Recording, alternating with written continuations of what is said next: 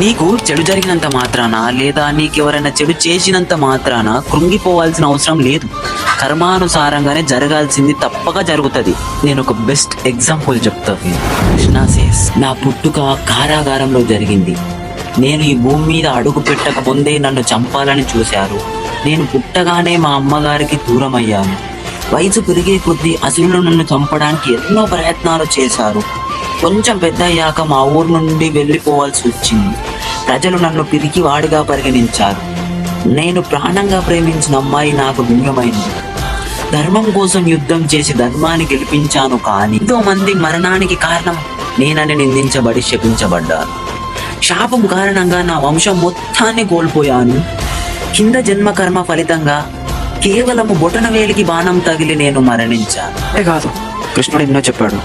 మన భగవద్గీతను బేస్ చేసుకొని మనం ఎలా బతకాలి అన్నది ప్రతి ఒక్కటి ఉంటుంది. అవన్నీ నీకు డైలీ ఒక వీడియో చేసి పెడతా.